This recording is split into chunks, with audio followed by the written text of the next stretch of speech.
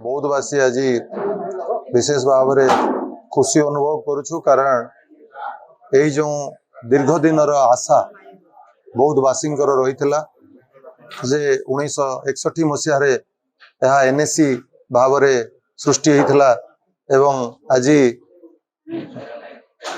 एतिक वर्ष लगिगला आमे पौर परिषद पाइबारे तेणु ए दिगरे विभिन्न समय उद्यम आरंभ करिथिबा जणे प्रत्येक व्यक्ति अनुष्ठान गणमाध्यम प्रतिनिधि मानक ठारू आरंभ करी बौद्धर समस्त राजनैतिक दल समस्त को ए दिगरे समस्ते ए दिगरे उद्यम आरंभ करथिले।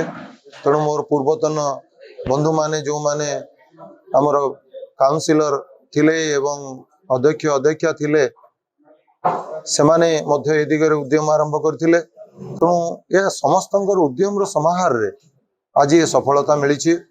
विशेष करी आमे जो अच्छु काउंसिलर भाई भौणी माने दायित्व नेला परे सरकार सहित आमे अनेक बार विनिमय करिछु पत्र माध्यम रे एवं विभिन्न कार्यक्रम माध्यम रे सरकार आमर गुरुत्व को उपलब्धि करिसंती। बहुत सदर महकुमा होइतबा सत्य यह म्युनिसिपालिटी ही नथिला।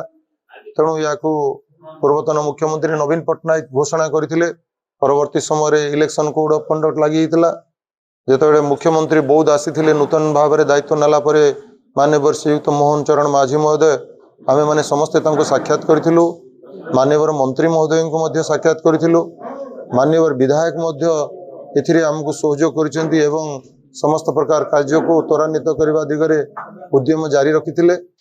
तेणु आमे माने समस्ते आम परिषद तरफ पूर्वतन सरकार वर्तमान सरकार बौद्धर जनसाधारण सांबादिक बंधु माने आपण माने मध्य दीर्घ वर्ष धरी आपण मानकर उद्यम जारी रखिथिले। तेणु समस्त को आमे बहुत बहुत धन्यवाद जनाऊँ एवं खुशी अनुभव करूँ।